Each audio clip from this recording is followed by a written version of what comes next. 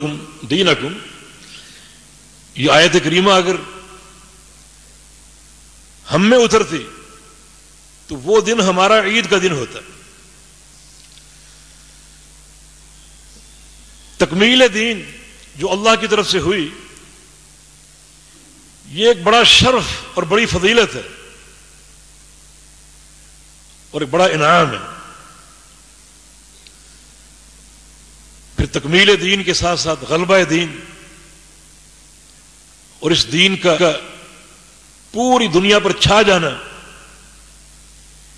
یہ بشارتیں کتب حدیث میں موجود ہیں. بشر هذه الامه بالرفعة والثناء والتمکین، اس امت کو بشارت دے دیجیے غلبے کی، بلندی کی اور زمین پر تمکین کی، حاکمیت کی. ایک اور حدیث میں رسول اللہ صلی اللہ علیہ وسلم کا فرمان ہے کہ ان اللہ زوالی الارض فاریت مشارقها ومغاربها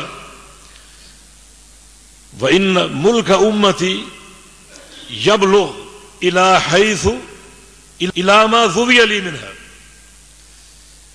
کہ اللہ رب العزت نے مجھے پوری زمین سکیڑ کر دکھائی اور میں نے تمام مشارق اور مغارب دیکھے، اور اللہ رب العزت نے جہاں جہاں تک یہ زمین مجھے دکھائی ہے وہاں وہاں تک میری امت کا معاملہ پہنچ کر رہے گا. ان هذا الامر یبلغ ما بلغ اللیل، یہ دین وہاں وہاں تک چھا کر رہے گا جہاں جہاں تک رات کا اندھیرا پہنچتا ہے. لا يبقى على ظهر الارض بيت مدر ولا غبر الا ادخله الله كلمة الاسلام، اس زمین کی پشت پر کوئی کچا یا پکا گھر ایسا نہیں بچے گا جس میں اللہ رب العزت کلمہ اسلام کو داخل نہ کر دے. تو یہ اس امت کے فضائل میں سے ہے، تکمیل دین، غلبہ دین، زمین کی تکمیل، تمکین اور پوری زمین پر اس دین کا چھا جانا، پھر اس دین کو آسان بنا دینا. اور چھوٹے سے عمل پر بڑے بڑے اجر کے وعدے. تقاصر اعمار امتی، نبی علیہ السلام کا فرمان ہے کہ میری امت کی عمریں چھوٹی ہیں، مگر اللہ رب العزت نے میری امت کی ان چھوٹی عمروں اور ان کے کمزور جسموں کو دیکھتے ہوئے انہیں عملی اعتبار سے آسانیاں دیں. جیسے شب قدر عطا فرما دی، یہ ایک رات 1000 مہینے کی عبادت سے افضل ہے، اور عملی اعتبار سے بہت سے اعزاز دیے. عشاء کی نماز صرف اسی امت کی خاصیت ہے. اس وقت سابقہ امتوں میں سے کسی امت نے نماز نہیں پڑھی. اللہ تعالی نے یہ نماز صرف امت محمدیہ صلی اللہ علیہ وسلم کو عطا فرمائی، غنیمتیں حلال کر دی.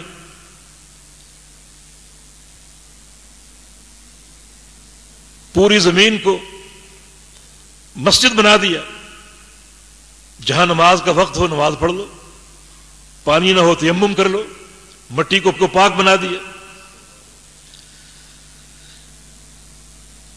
پہلے اس قدر سختی تھی کہ اگر پیشاب کا قطرہ جسم پر لگ جائے یا کپڑے پر لگ جائے تو اسے کاٹنا پڑتا تھا. قارضوہ بالمقارید، مگر اللہ رب العزت نے ہمارے لیے آسانی کر دی اور دھو لینا کافی قرار دے دی. اس لیے اگر کوئی شخص اس دھونے میں بھی کوتاہی کرتا ہے تو اس کی پکڑ سخت ہے. ان عامۃ عذاب القبر فی البول، قبر کا جو عمومی عذاب ہے یہ استنجا میں بد احتیاطی کی بنا پر ہوتا ہے. مر رسول اللہ صلی اللہ علیہ وسلم علی قبرین، 2 قبروں کے پاس سے گزرے، فرمایا کہ ان ہمارے یعذبان، ان دونوں میں عذاب ہو رہے. وما يعذبان فی کبیر، اور ان کے عذاب کا سبب کو بڑا گناہ نہیں، گناہ کبیرہ ہے لیکن ان سے بچنا آسان تھا. اما احدہما فکان یمشی بالنمیمہ، ان میں سے ایک چغل خور تھا اور اپنی زبان کی حفاظت نہیں کرتا تھا. واما الآخر فکان لا یستنجی من البول، اور دوسرا شخص استنجا میں احتیاط نہیں کرتا تھا. مگر اللہ رب العزت نے یہ آسانی ہمیں عطا فرمائی، بڑے بڑے اجر، چھوٹا سا عمل اور ثواب عظیم الشان، یہ اس امت کے فضائل میں سے ہے. اور قیامت کے دن اس امت کے فضائل بڑے تمیز کے ساتھ سامنے آئیں گے. مثلا ان کے وضو کے اعضاء چمک رہے ہوں گے، سجدوں کی وجہ سے ان کی پیشانیاں چمک رہی ہوں گی. اور نبی علیہ السلام کی حدیث وَلَخُلُوفُ أَفْوَاهِ الصَّائِمِ أَطْيَبُ عِندَ اللَّهِ مِن رِيحِ الْمِسْكِ،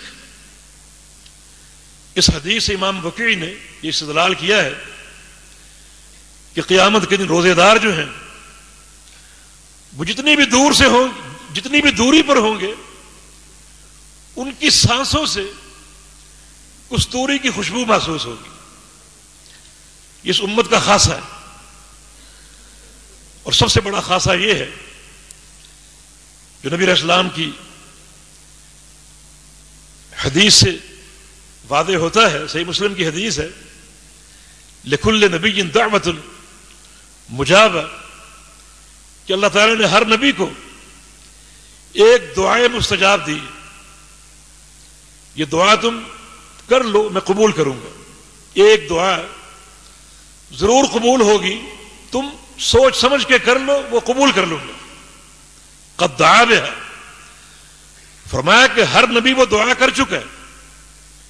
وَإِنِّ اخْتَبَأْتُ دَعْوَتِي، لیکن میں نے اپنی اس دعا کا حق دنیا میں استعمال نہیں کیا. اس حق کو سنبھال لیا میں نے، اس حق کو محفوظ رکھا، ذخیرہ کر لیا. کس لیے؟ قیامت کے دن کرنے کے لیے. کیوں؟ شفاعت لامتی یوم القیامہ، اپنی امت کو شفاعت کر کے، سفارش کر کے بخشوانے کے لیے. یہ حق میں نے قیامت کے لیے محفوظ کر لیا. یہ نبی علیہ السلام کی اس امت سے محبت اور ساتھ اس امت کے شرف کی دلیل. حالانکہ نبی علیہ السلام کی زندگی میں بڑے کٹھن موقع آئے، شیب ابی طالب میں محصور کر دیے گئے، اس دعا کا حق استعمال نہیں کیا. جنگ احد میں زخمی ہوئے، اور جنگ احد سے زیادہ ام المومنین کا سوال تھا کہ حل مر علیک یوم اشد من احد، کہ احد سے سخت دن کوئی آپ نے دیکھا؟ فرمایا کہ ہاں عائشہ، طائف کا دن احد سے سخت تھا. اس دن بھی اس دعا کا حق استعمال نہیں کیا. فرمایا کہ یہ حق میں نے قیامت کے لیے محفوظ کر لیا. اس امت کے فضائل میں سے ہے، رسول اللہ صلی اللہ علیہ وسلم کی حدیث ہے کہ خیرنی ربی، میرے پروردگار نے مجھے اختیار دیا، دو چیزوں میں سے ایک قبول کر لو. بین ان یدخل نصف امتی الجنہ وبین الشفاعہ، کہ یا تو تمہاری آدھی امت جنت میں داخل ہو جائے، اپنی آدھی امت جنت میں لے لو مجھ سے، یا شفاعت کا حق لے لو. ان دو میں سے ایک چیز اختیار کر لو. آپ نے کیا اختیار کیا؟ فرمایا کہ فاخترت الشفاعت، میں نے شفاعت کو پسند کیا. مانا شفاعت کے ذریعے یہ امت نصف تعداد سے زیادہ جنت میں داخل ہوگی. اور اس کی وضاحت ایک اور حدیث میں ہے. رسول اللہ صلی اللہ علیہ وسلم کا فرمان ہے کہ ان اہل الجنت